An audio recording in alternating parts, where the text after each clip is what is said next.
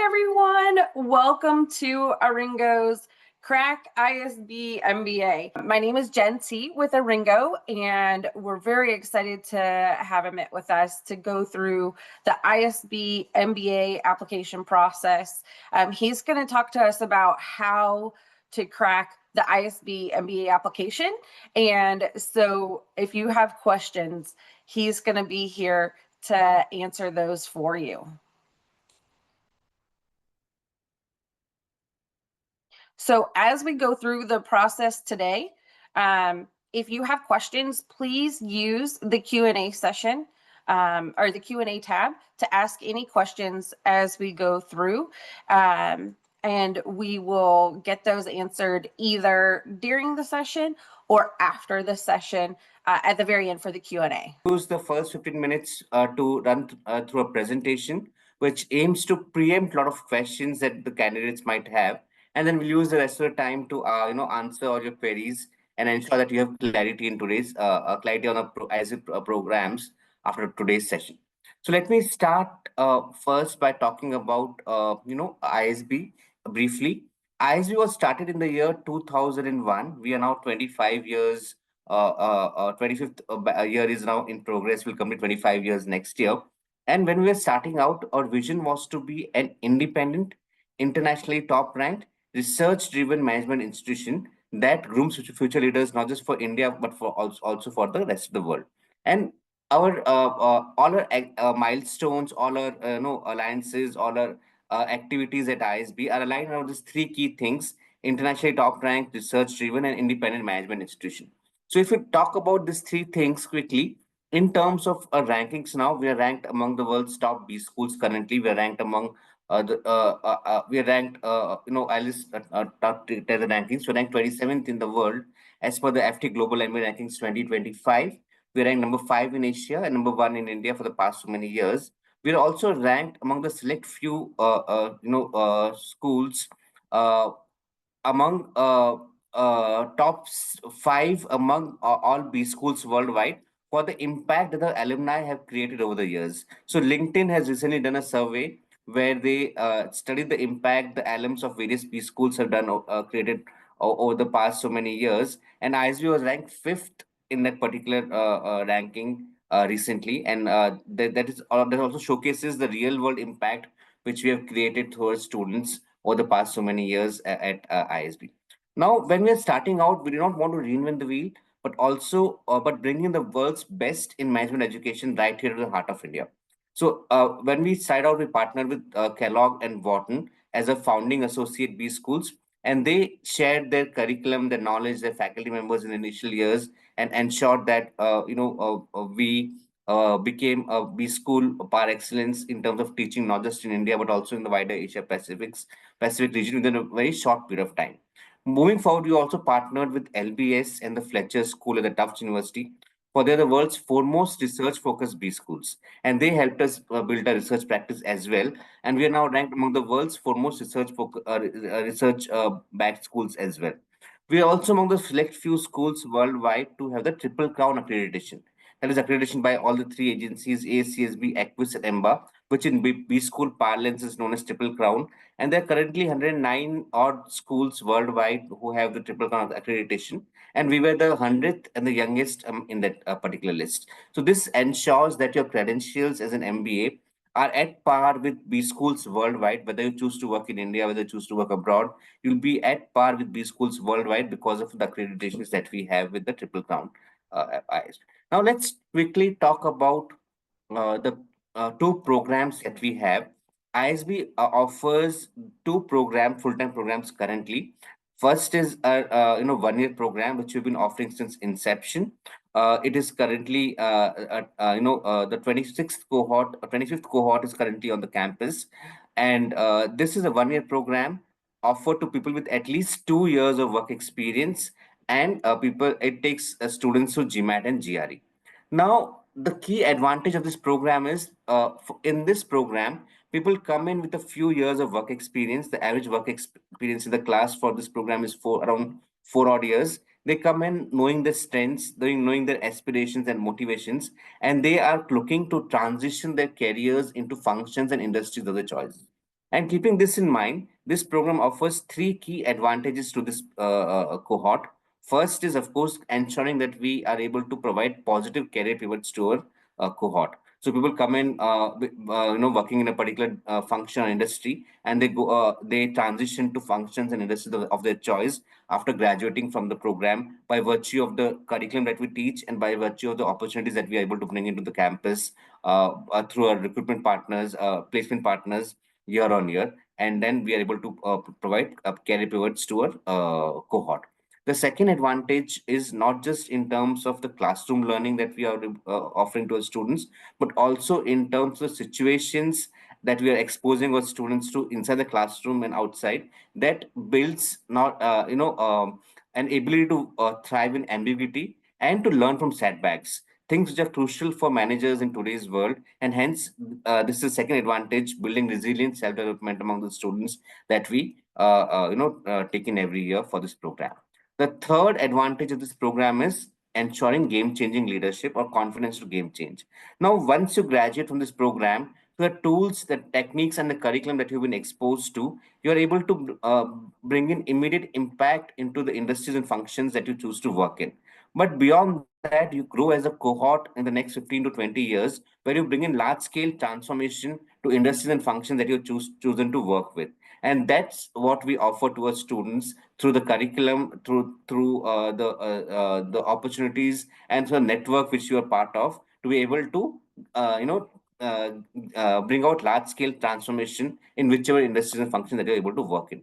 So these are the three key advantages of the program. Now let's talk about how we are able to bring in the those advantages. Of course, first up is the curriculum. In terms of curriculum, the PGB program has three-tiered curriculum. The first pillar is robust foundational learning, where in the first three terms, you take 10 core courses and four flexi core courses.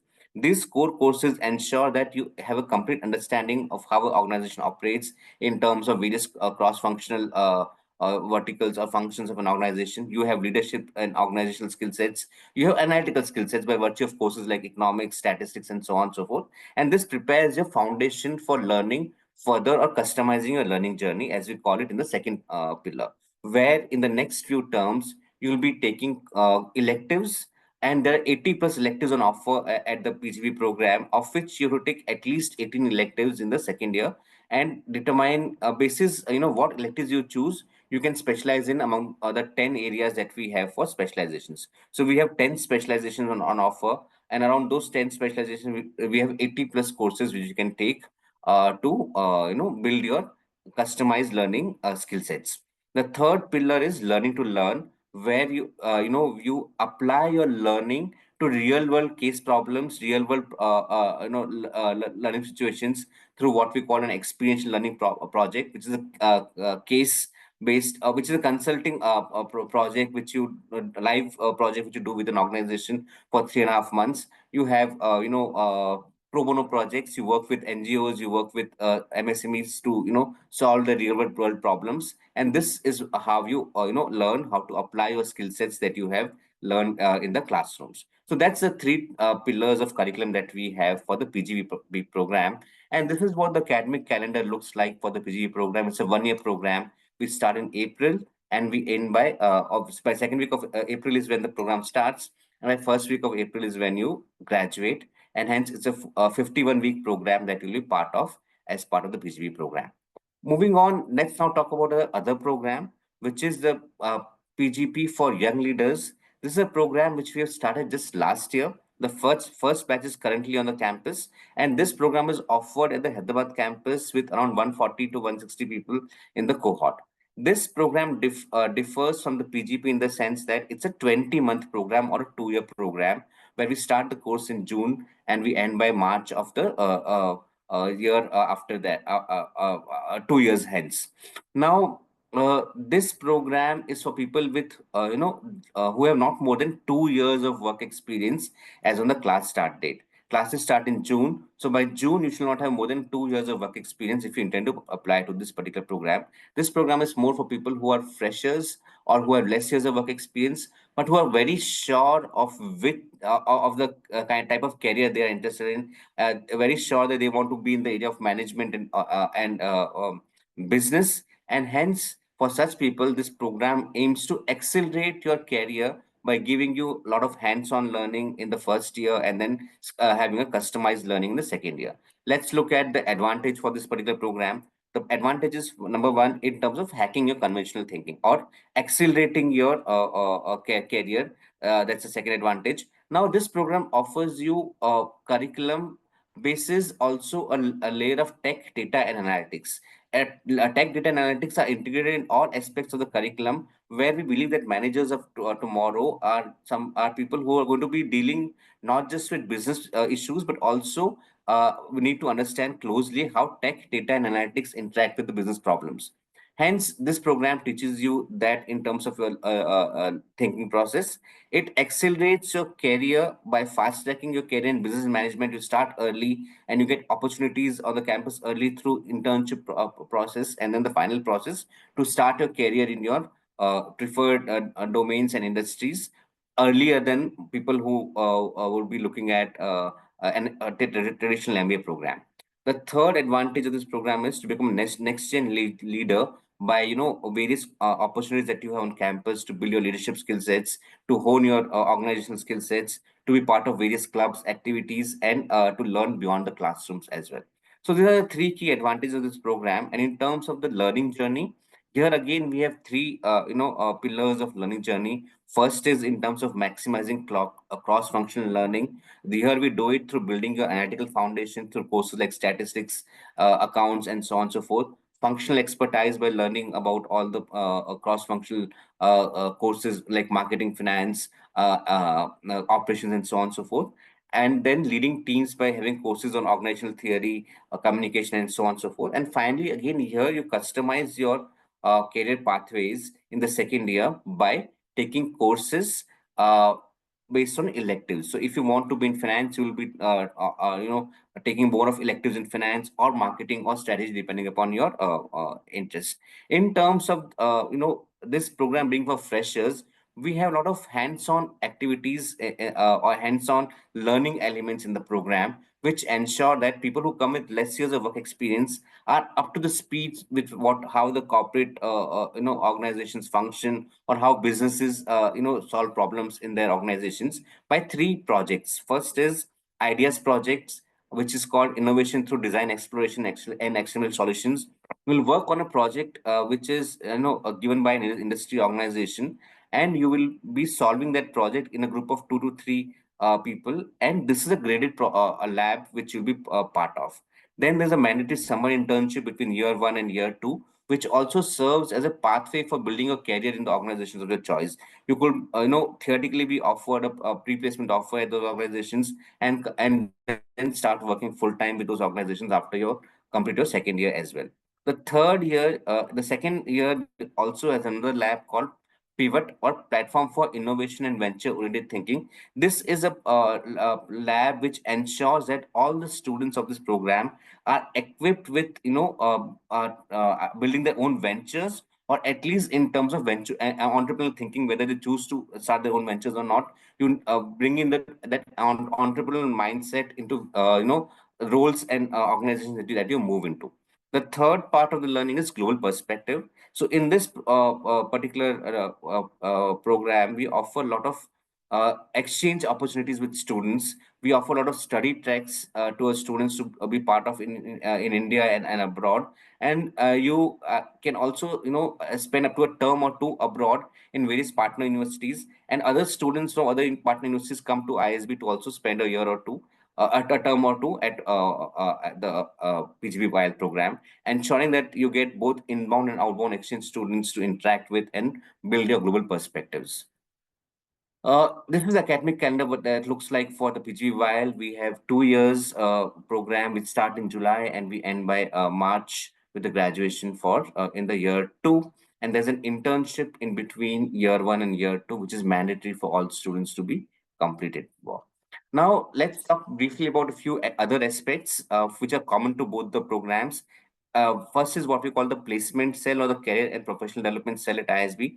This cell ensures that you are prepared for the various interviews that you'll be undergoing on the campus as part of the placement process.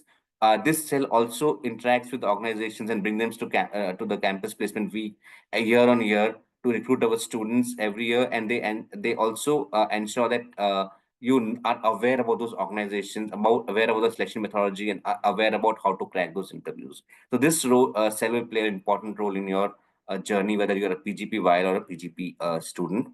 Another aspect of PGP, both the programs, is the life on the campus.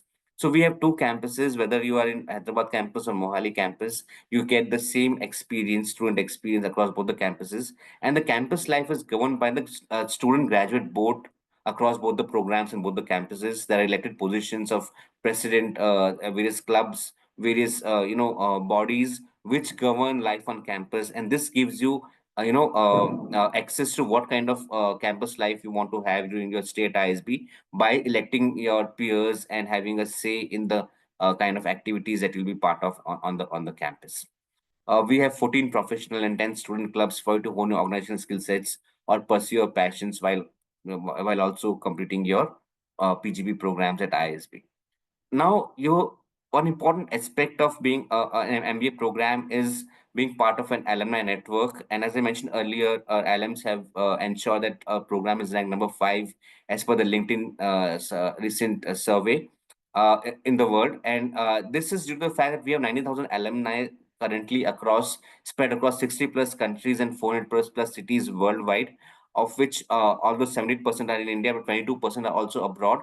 And this gives you access to peers and of course seniors from various industries and various organizations all over the world. You have access to networking people from across industries and functions being part of the ISB alumni network, which is very diverse and very wide.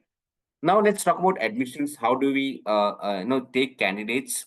So for both the PGP and the PGP while the criteria is very simple. For PGP, you need to have an undergrad completed your bachelor's degree at least. You should have a valid test score, a GMAT or a GRE, which is a test center based test only. We don't accept at home tests for now. This is for PGP. And the test score should not be older than 5 years as on the deadline date of the round in which you are applying. If you're applying to PGP, you should have no more than you should have not less than 24 months of work experience as on the class start date, that is 31st of March in that year, in the year in which you intend to join. And if you're an international student whose medium of instruction in UG is not in English, then we also require a TOEFL or an IELTS score.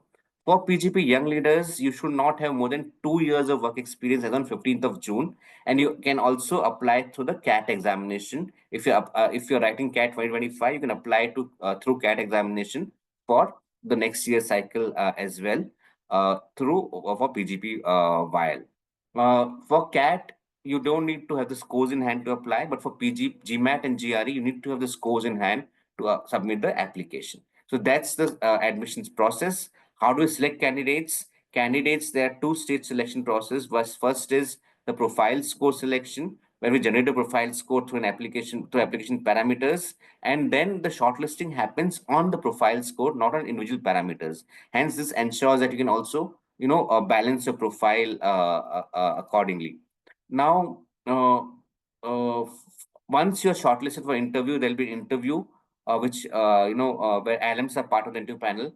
You will get an interview score, both the profile score and interview score added together to get an overall score, which determines your chances of getting an offer or a scholarship at ISB.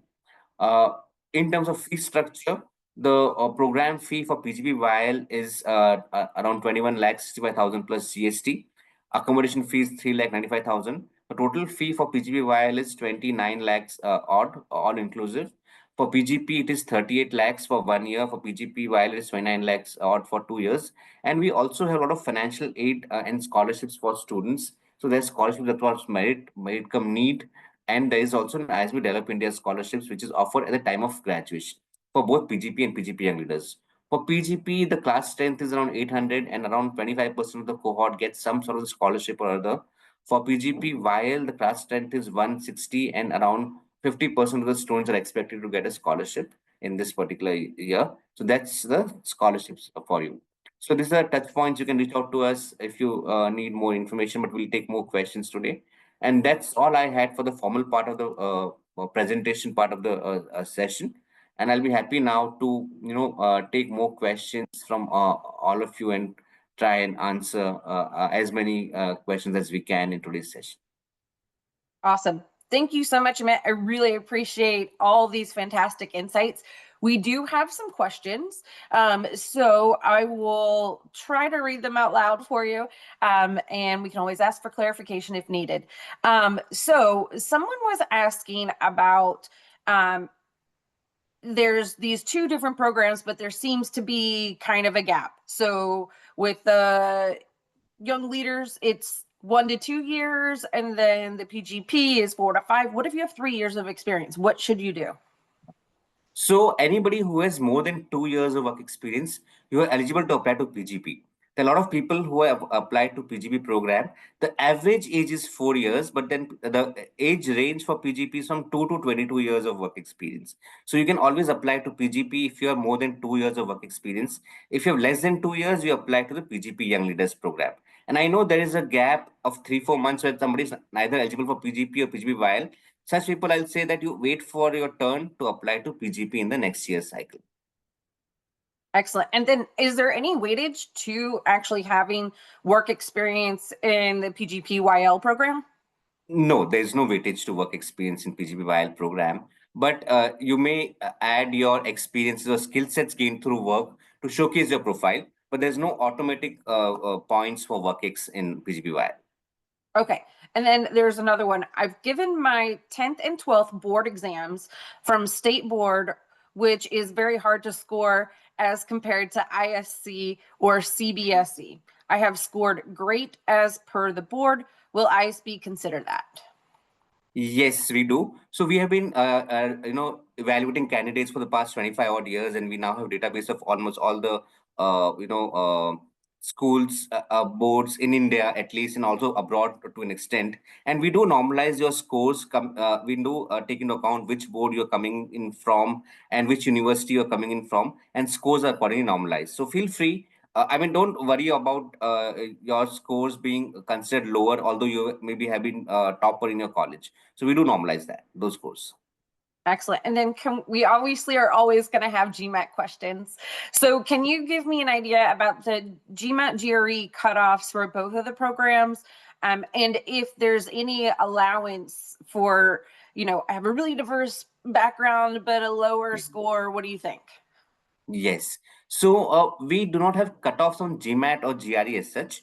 We look at holistic profile of the candidates, and there's always an allowance for people in terms of getting a higher or lower GREs or GMAT scores. But what I'll say is that if your GREs or GMAT scores are lower, try and showcase something else in your profile which is on the higher side, maybe acads, maybe your extracurriculars, and so on and so forth. But if I have to give you some ranges of the score, I can give you the range of the score where people are from the last year's cohort. So for the last year's cohort for PGP, the GRE range was 306 to 336, and the median score was 327. Similarly, for GMAT Focus, the minimum score was 555 and maximum was 765, although the median was 675. For PGP Young Leaders, the ranges are a bit more tighter. Uh, GRE, it's 319 to 337 with 328 as a median. For GMAT Focus, it was 615 to 765 with 685 as a median. Okay, great. Thank you. So is there any specific qualities that you're looking for beyond the GMAT GRE score? We are looking at your academic performance, and in that it's a proxy for your achievement orientation as we call it. So we look at not just your scores, we look at which university you went to, what degree you pursued, what was your scores in 12th, and so on and so forth, and then that builds your academic profile. And then we look at your work experience for the PGP program, where we look at the diversity of your work experience, what skills you have gained, and then Essays play an important role in the application process for both PGP and PGPR leaders, which showcases your clarity of thought process in terms of what your skill sets are currently, what skills you want to acquire through an MBA or why you want to do an MBA. All those play an important role in the evaluation process, and the letter of recommendation from your peer or from your seniors also plays an important role in the process. Got it. Okay. And then, a lot of people are like, okay, so I'm not a traditional engineer. Are there advantage points to that? Like, do you get brownie points for Yes, not if you're being an not in engineer? traditional, yeah, if you're not an engineer, you definitely get brownie points. You also get points for being an international student. You have international exposure. All that counts. So we have a separate scholarship for international students as well. We have, as of now, lower number of students from international locations post pandemic. At one time, we had around 30 to 40 students in class for PGP, but now it's around 10 to 15 people from international locations do take part in the program. We have people from Japan, Korea, UK, and a few from US as well, people of Indian origin who are part of the program at PGP and PGPYL. Okay. And then tell me, round one is passed. What's the difference? Round one, round two, should we wait? What should we do? So at ISB, we do not have any uh, you know bias across rounds. So rounds are more from the administrative point of view to ensure that the process is smooth. Whether you apply in round one, round two, or round three, there's no difference in evaluation or scholarships.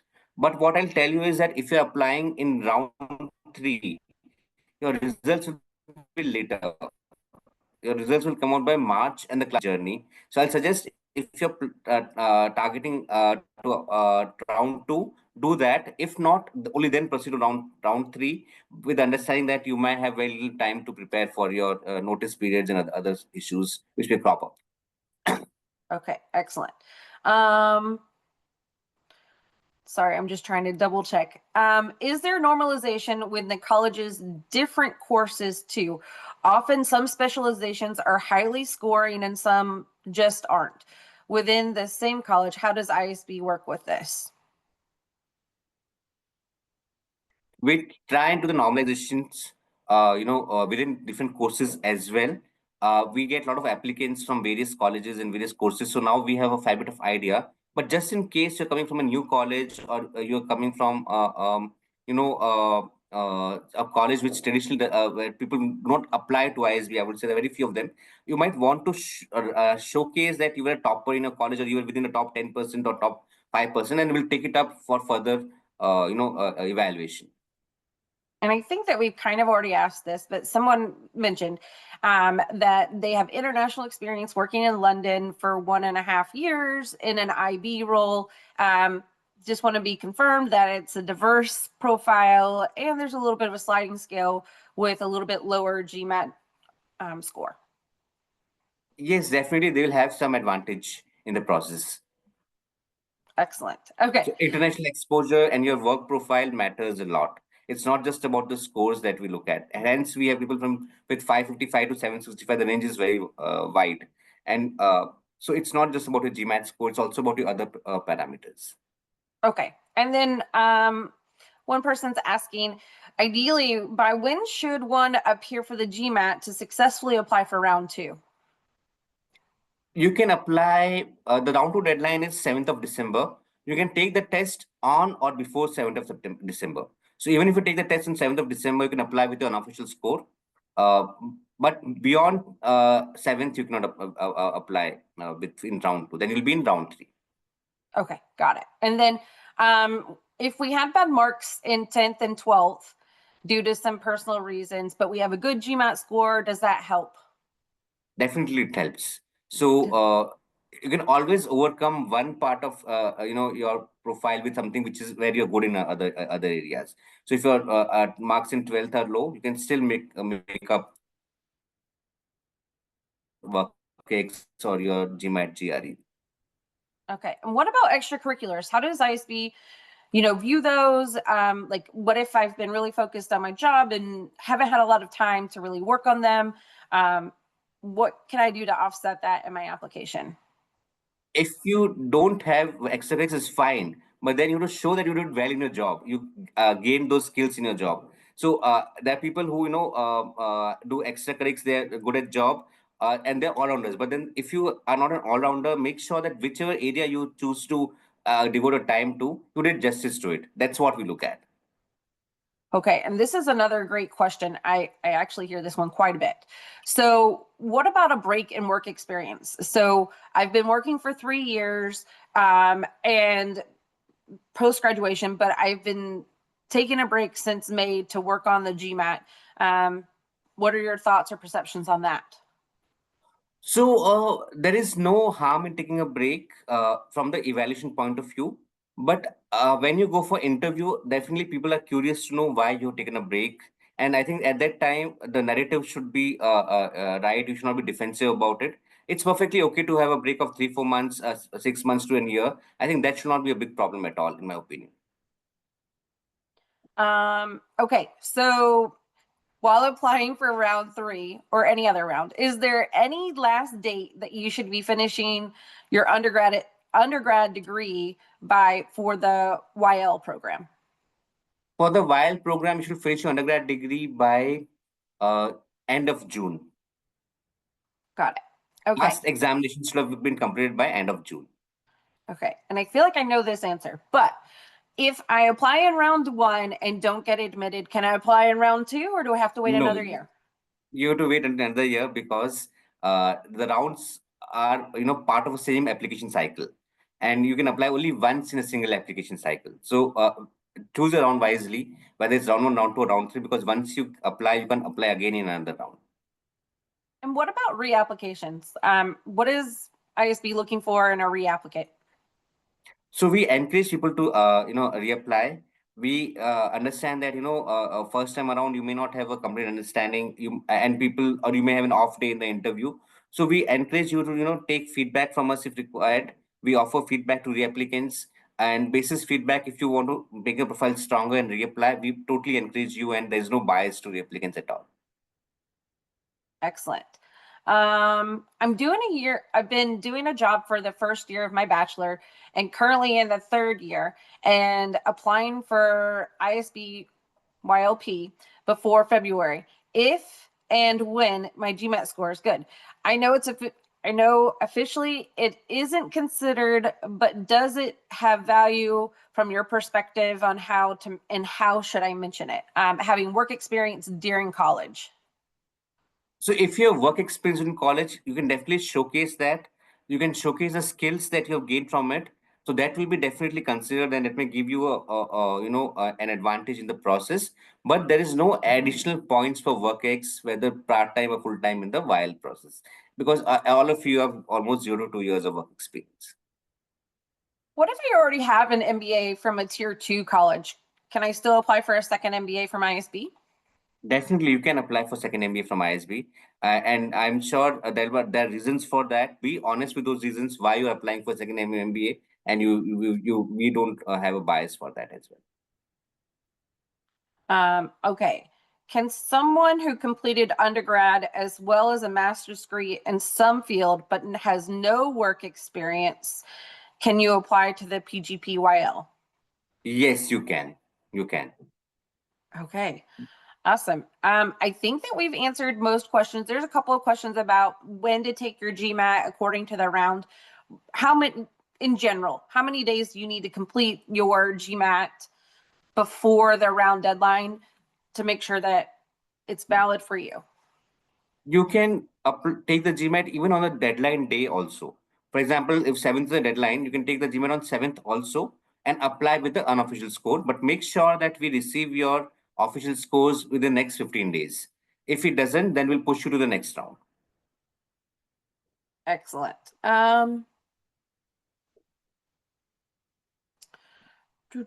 Okay, what happens if you have kind of been working freelance or working somewhere where you don't necessarily have salary slips? How does that look with the background check and everything like that as far as like work experience goes?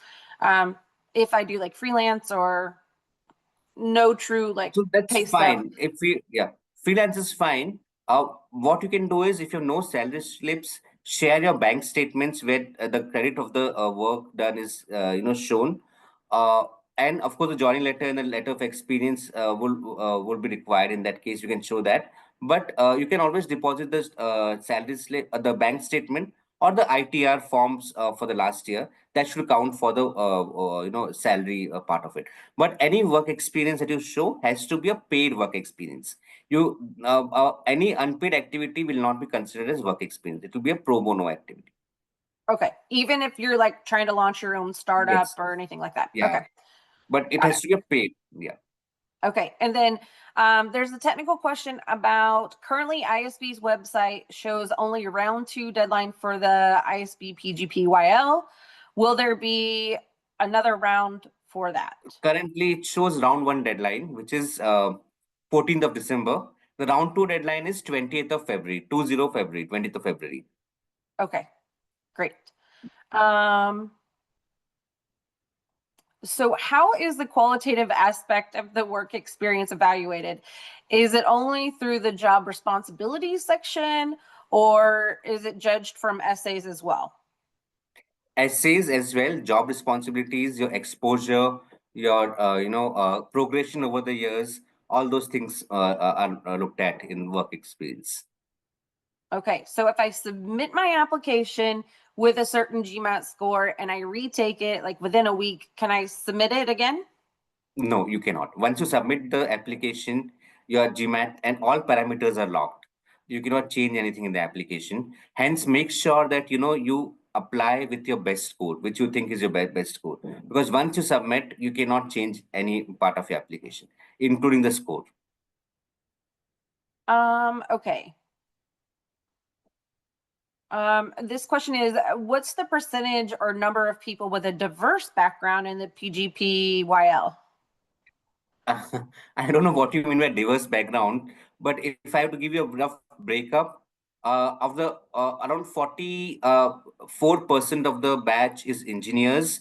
Rest around 30% are from the commerce side of the things. And we have people who are doctors, we have people who are lawyers, we have people from the sciences, and people from the arts background constitute the rest of the candidates. So we have lawyers, doctors, people from diverse backgrounds, but around 44% of the batch is engineers for the while, and 30% is from the commerce stream.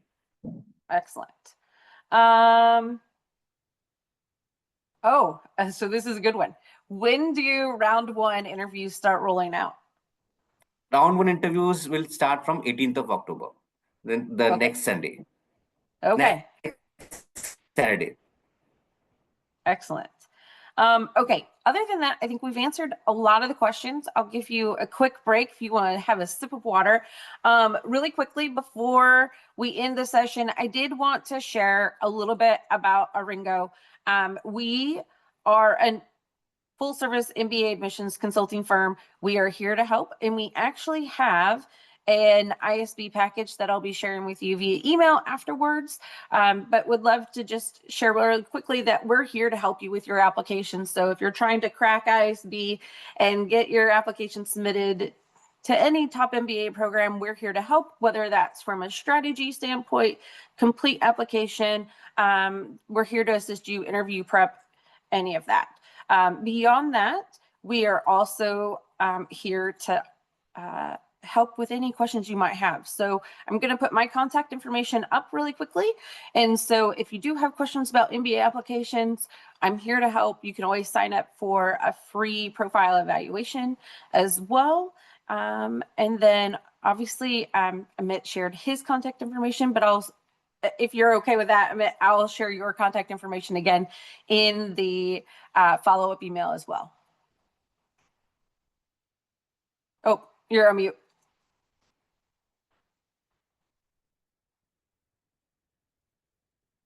Yes, sorry. You can send my email address to the candidates. I'd be happy to. And also they can reach out to me on LinkedIn, my profile, and I'm very active there too for people to, reach out and send me a direct message. That will be faster, in my opinion. Perfect. Okay. We got a couple more questions if you have time. Sure. We'll take a couple of more questions. Okay. How do you prepare for your interview? Any suggestions? How do you prepare for the interviews? So the ISB interviews are mostly based on your application process. Be thorough with the application, whatever you mentioned in your essays, in the projects, in the work responsibilities. The panel will deep dive into those aspects in the interview. They're going to look at what your current skill sets are. They'll deep dive into whatever you mentioned. There'll be no questions asked outside of the application. Mostly, they won't ask you about academic questions or GK based questions, but anything that you mentioned in the application, be prepared to talk about it, including your essays, including anything which the recommender might have written about you. That's, I think, what you need to be prepared with, and be in sync with the application is one tip I can give to all the candidates who are going for interview.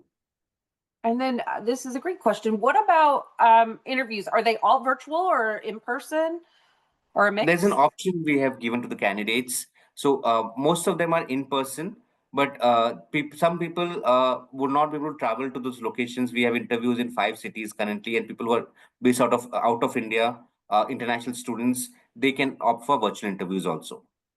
Okay, perfect. Awesome. Well, thank you so much, Amit, for joining us today. It's been very insightful, and can't wait to hear more about how things go and hearing people's successful start or interview invites for ISB here soon. If you guys have any questions, again, I'll be following up with an email with contact information, etc., and an ISB package from Aringo. So just stay tuned. Other than that, thanks everybody for joining us. We're so excited that you're here, and we will see you soon. Thank you, Jennifer, for hosting me, and all the best to all the candidates. Wish you all a good night.